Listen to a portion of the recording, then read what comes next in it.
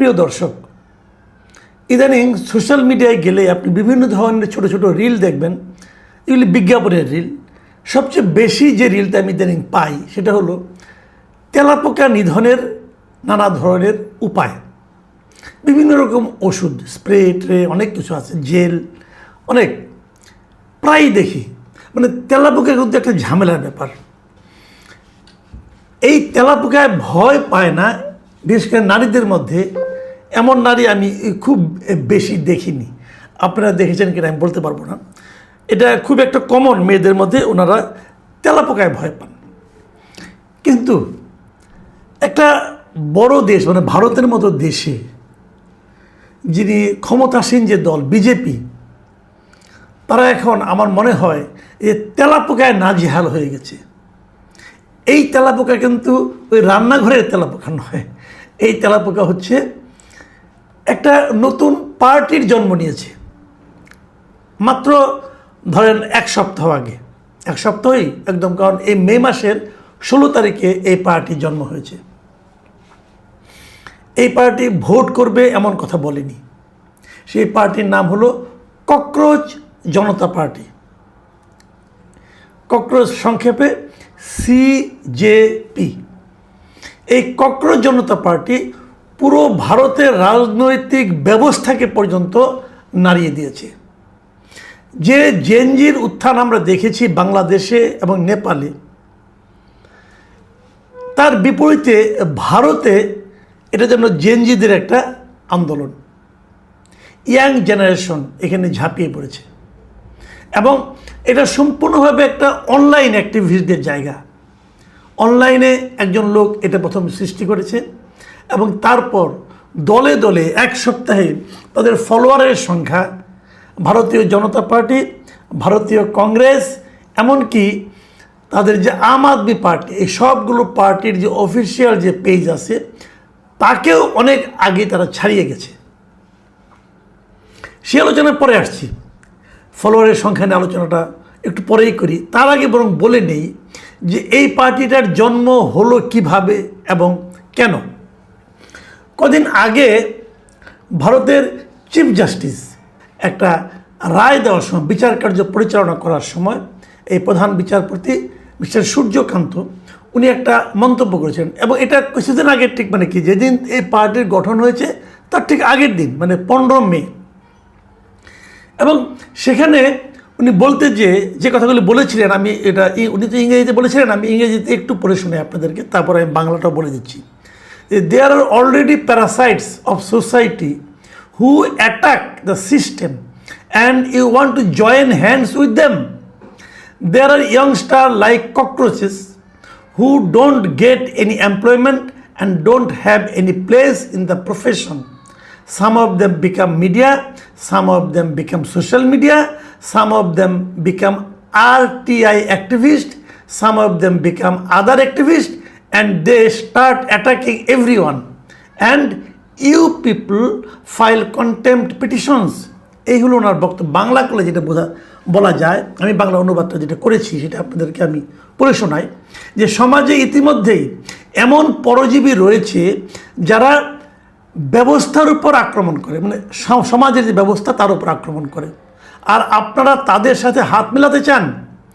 তেলাপোকার মতো এমন অনেক তরুণ আছে যারা কোনো চাকরি পায় না এবং পেশাতেও যাদের কোনো জায়গা নেই। তাদের মধ্যে কেউ কেউ গণমাধ্যম কর্মী হয়, কেউ সোশ্যাল মিডিয়ার লোক হয়, আর কেউ RTI কর্মী হয়, কেউ অন্য কর্মী হয় এবং তারা সবাইকে আক্রমণ করতে শুরু করে। আর আপনারা আদালত অবমাননার মামলা করেন। এই বিষয়গুলি নিয়ে উনি আইনজীবীদের লক্ষ্য করে এই কথাগুলি উনি বলেছেন।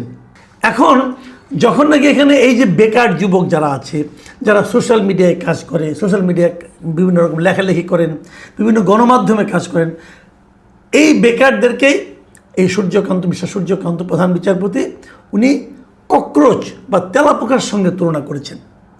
যেদিন এই কাজটা করেছেন তার পরদিনই যুক্তরাষ্ট্রে অবস্থানরত এক ব্যক্তি, যিনি ভারতে একসময় আম আদমি পার্টির সঙ্গে জড়িত ছিলেন, অভিজিৎ দীপকে এই অভিজিৎ দীপকে উনি এই নতুন একটা পার্টি গঠন করেন অনলাইনে, তার নাম দেন ককরোচ জনতা পার্টি।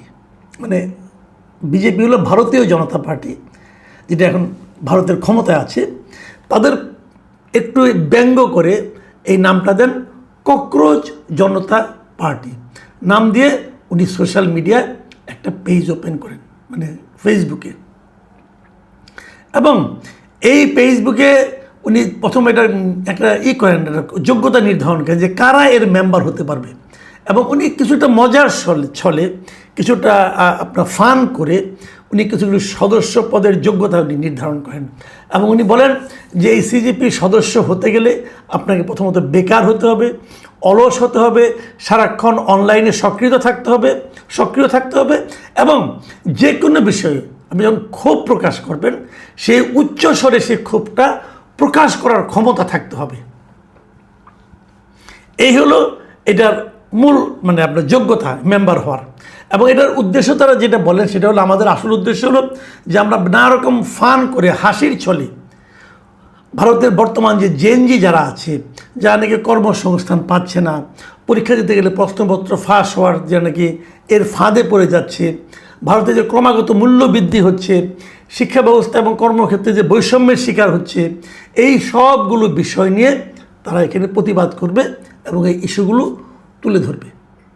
জাস্ট শুরু হওয়ার সঙ্গে সঙ্গে 16 তারিখে শুরু হয়েছে, শুরু হওয়ার সঙ্গে সঙ্গে ধাই করে তাদের ফলোয়ারের সংখ্যা বাড়তে থাকছে এবং বেড়ে মাত্র 7 দিনের মাথায় এটার ফলোয়ারের সংখ্যা হয়ে গেছে 22 মিলিয়ন, মানে 2,20,00,000-এর চেয়েও বেশি মাত্র 7 দিনে। এবং তারা 4 দিনের মাথায়, ঠিক 4 দিনের মাথায় ভারতের যে ক্ষমতাসীন দল বিজেপি, সে ভারতের ফলোয়ার সংখ্যা হলো 89 লক্ষ। এই 89 লক্ষকে তারা অতিক্রম করেছে মাত্র 4 দিনের মাথায়। এবং বিজেপির চেয়েও বেশি ফলোয়ার হলো কংগ্রেসের ফলোয়ার সংখ্যা হলো 1,33,00,000, সেটাকে তারা অতিক্রম করেছে মাত্র 5 দিনের মাথায়। আর তারপর তাদের এখন দাঁড়িয়েছে কত, 2,20,00,000 ফলোয়ার। মানে পুরো ভারতে একটা হুজুগ তৈরি হয়ে গেছে। ভারতের যে সমস্ত মানে আপনার জেনজি ইয়াং জেনারেশন যারা নাকি ভারতে বসবাস করে অথবা ভারতের বাইরে বসবাস করে, তারা সবাই যেন এখানে ঝাঁপিয়ে পড়েছে এবং এখানে তারা সমাজে এই যে অসঙ্গতিগুলো, এগুলো নিয়ে নানা ধরনের পোস্ট দেওয়া শুরু করেছে। ভারতীয় জনতা পার্টি, তারা ক্ষমতাসীন দল, তারা এতে কিন্তু প্রমাদ গুনেছে। তারা ভাবছে যে হচ্ছেটা কি।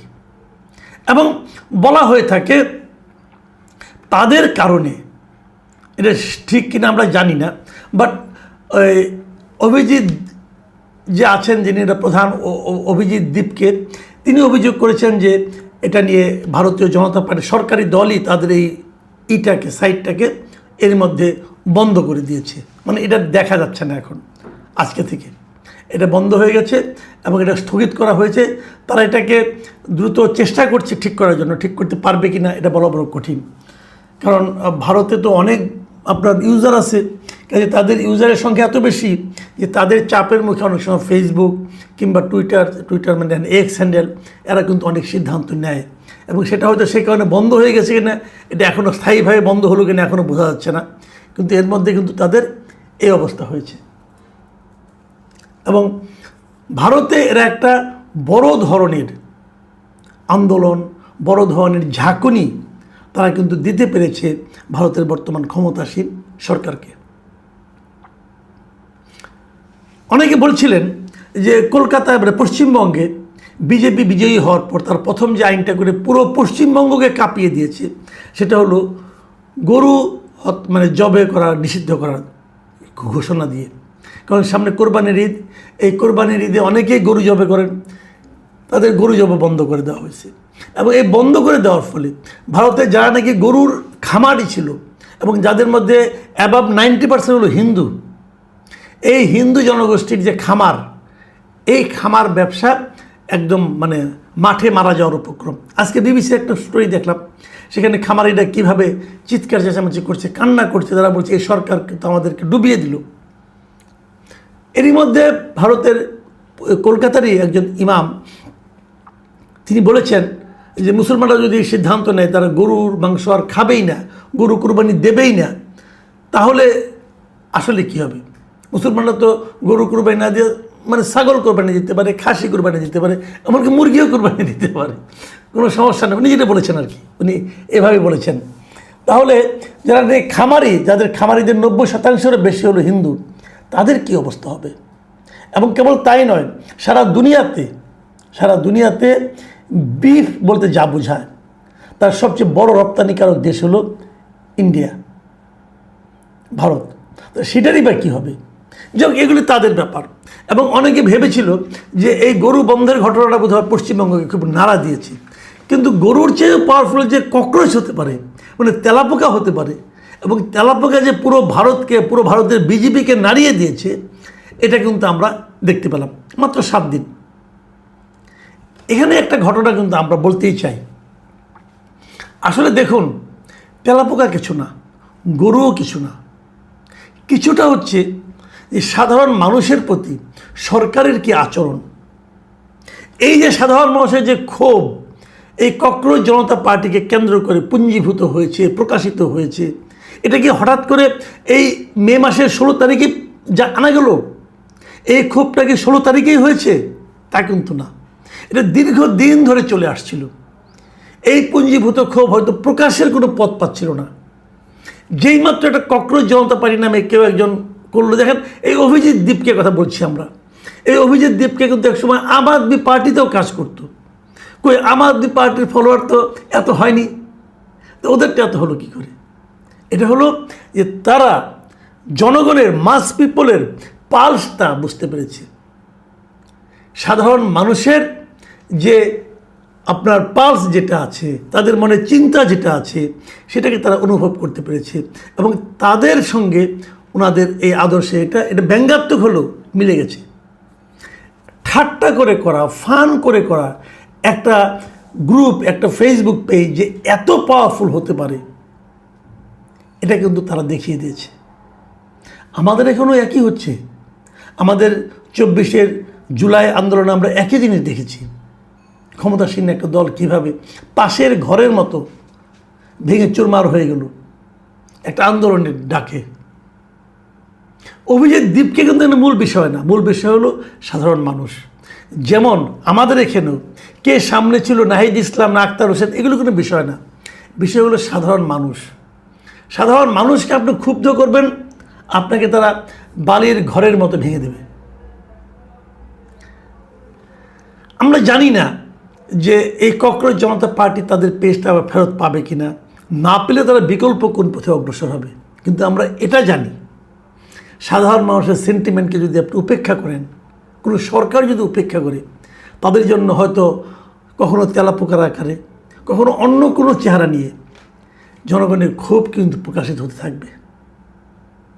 প্রিয় দর্শক, এখন এ পর্যন্তই। আল্লাহ।